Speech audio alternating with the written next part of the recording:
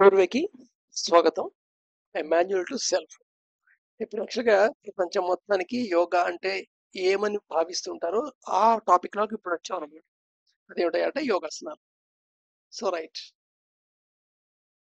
అయితే ఇంతకుముందు ఉపయోగ గురించి చెప్పాను, సూర్య నమస్కారాల గురించి చెప్పాను.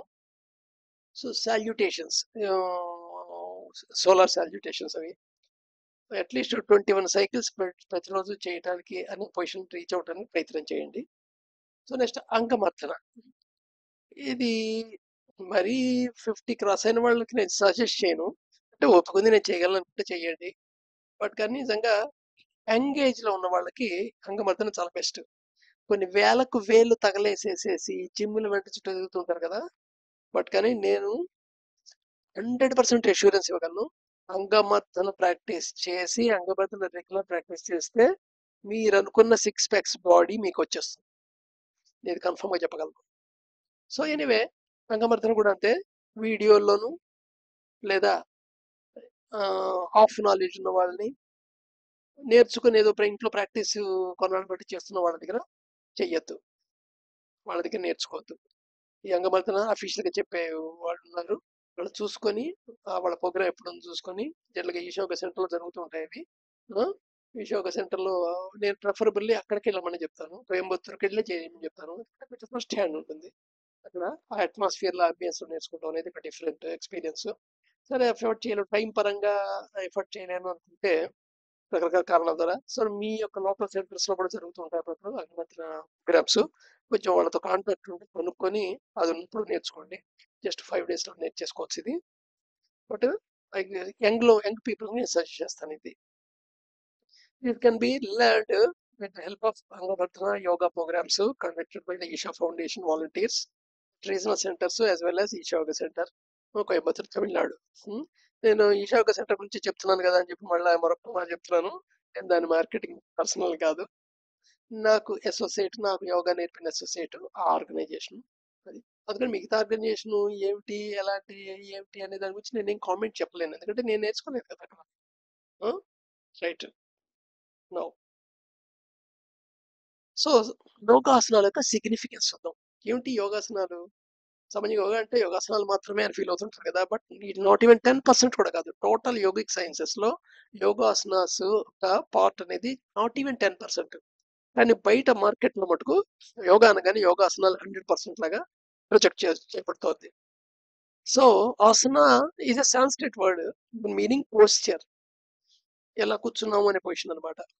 సీట్ ఆర్ ప్లేస్ అని చెప్పచ్చు.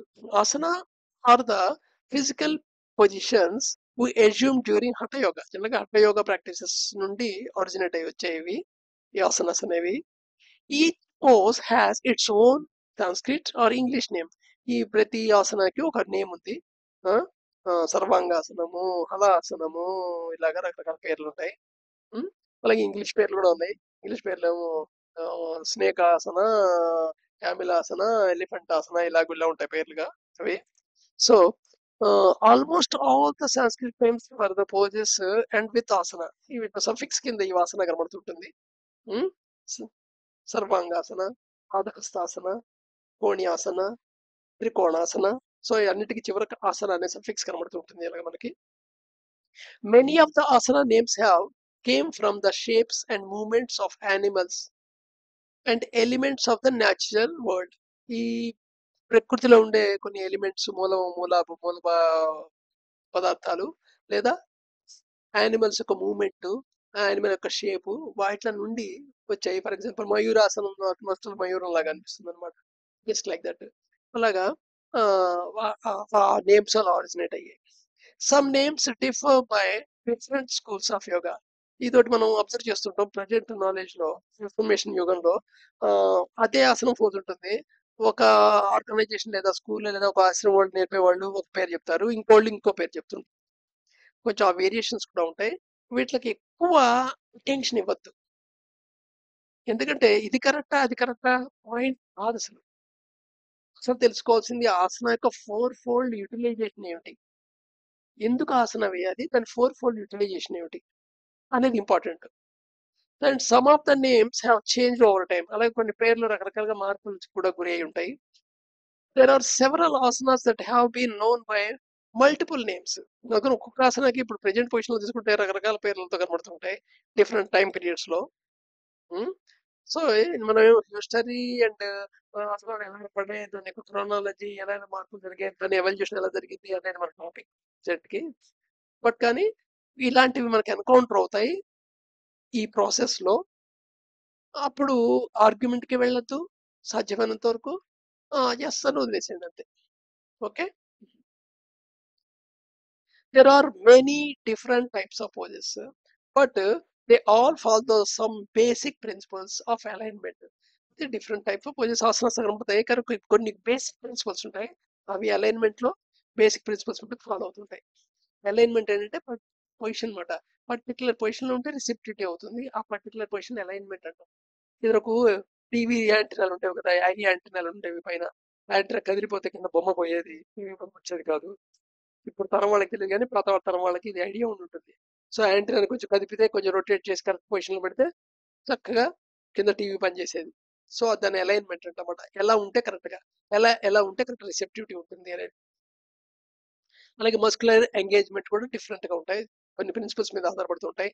ఫర్ ఎగ్జాంపుల్, ముందుకు ఆసనంలో ముందు వంగుతున్నప్పుడల్లా చిన్నగా గాలి వదిలేస్తుంటారు, వెనక్కి బెండ్ అవుతున్నప్పుడు గాలి పీల్చడం జరుగుతూ ఉంటుంది. Like that. Next, they include everything from simple twists and back bends and advanced balancing poses. జనరల్గా ఆసనాల్లో కొన్ని ట్విస్ట్స్ ఉంటాయి, లేదా బెండ్స్ ఉంటాయి, లేదా బ్యాలెన్సింగ్ ఉంటాయి, పర్టికులర్ పొజిషన్ లో బ్యాలెన్స్ అవడం అని ఉంటాయి. ఇలా 3 రకాల కేటగిరీ లాగా కనబడుతుంటాయి. There can be many variations on the individual poses. Individual poses లో కూడా కొన్ని వేరియేషన్స్ కనబడుతుంటాయి. సపోజ్ ఒక సింపుల్ థింగ్, 2 చేతులు మీరు స్ట్రైట్ గా భుజానికి సమానంగా పెట్టి ఉంచొని ఈ ఆసనం పెట్టండి అని 10 మందికి చెప్తే 10 మంది ఎగ్జాక్ట్ గా మీలా పెట్టరు. ప్రతి వాళ్ళ దాంట్లో చిన్న మైనర్ చేంజెస్ వచ్చి ఉంటాయి, చిన్న మైనర్ చేంజెస్ వస్తాయి. జాగ్రత్తగా అబ్జర్వ్ చేస్తే తెలుస్తుంది. సో కానీ ఆ మైనర్ చేంజెస్ మనం రికగ్నైజ్ చేయట్లేదు, దాన్ని సెన్సిటివ్ గుర్తించట్లేదు అనుకుంటే మటుకు అది ఫిక్స్ అయిపోతుంది. వాడు అదే ఇంకోటికి నేర్పుతాడు. ఇంకా మైనర్ చేంజెస్ నేర్పుటంలో ట్రాన్స్ఫర్ అవుతున్న కొద్దీ మేజర్ చేంజెస్ కింద మారిపోతాయి కొన్నాళ్ళు అయ్యేప్పటికి. సో అంటే each variation has its own benefits. అయితే ప్రతి వేరియేషన్ లోనే ఏదో బెనిఫిట్ ఉంటుంది. అందుకని వాళ్ళకి అండర్స్టాండ్ అయిన వాడే మొట్టమొదటిగా నేర్పేవాడు అదే నేర్పుంటాడు ఆర్గనైజేషన్ లో. కానీ తర్వాత నెక్స్ట్ వాడి శిష్యులు నేర్పడం, వాళ్ళ శిష్యులు నేర్పడం, దాంట్లో పట్టుకు మోడిఫికేషన్స్ వచ్చేస్తూనే ఉంటాయి. అందుకని ప్రతి పోసు దాని ఓన్ బెనిఫిట్స్ ఉంటాయి, దాని పర్పస్ ఉంటుంది, అండ్ దాని ఆ పోజ్ లో కొన్ని ఛాలెంజెస్ ఉంటాయి. There are general principles of alignment, breathing techniques. అలాగే ప్రతి ఆసనంలోనూ కొన్ని బ్రీదింగ్ టెక్నిక్స్ కూడా ఉంటాయి. కొన్నేమో డీప్ గా గాలి పీల్చి వదలాలంటారు. ఫర్ ఎగ్జాంపుల్, నాడీ విభజన ఆసనం వేస్తున్నప్పుడు, నాడీ విభజన ప్రక్రియలో ఆసనాలు వేస్తున్నప్పుడు గాలి మామూలుగా కంటే కొంచెం ఎక్కువ పీల్చాలంటారు. అలాగే సూర్య నమస్కారాల్లో భుజంగాసనం వేసినప్పుడు గాలి ర్యాపిడ్ బ్రీతింగ్ చేయమంటారు. సో లైక్ దట్, ఇలాగా డిఫరెంట్ ఉంటాయి. అలాగే నౌకాసనం వేసినప్పుడేమో లోపలికి ఎక్కువ గాలి పీలుస్తాం, బయటికి తక్కువ వదలడానికి ప్రయత్నం చేస్తాం. సో అలాగే మైండ్ ఫుల్నెస్ లో కూడా డిఫరెంట్ ఉంటుంది, ఒక్కొక్క ఆసనం ఒక రకంగా. And that should be followed and to prevent injury and maximise the benefits of yoga. So yoga యొక్క బెనిఫిట్స్ మ్యాక్సిమైజ్ చేయాలనుకున్నా, మన ఇంజరీ ప్రివెంట్ చేయాలన్నా, ఆ basic principles of alignment, breathing technique, mindfulness, ఇవన్నీ one should has to follow అనమాట. రేపు మళ్ళీ further వీటి గురించి డిస్కస్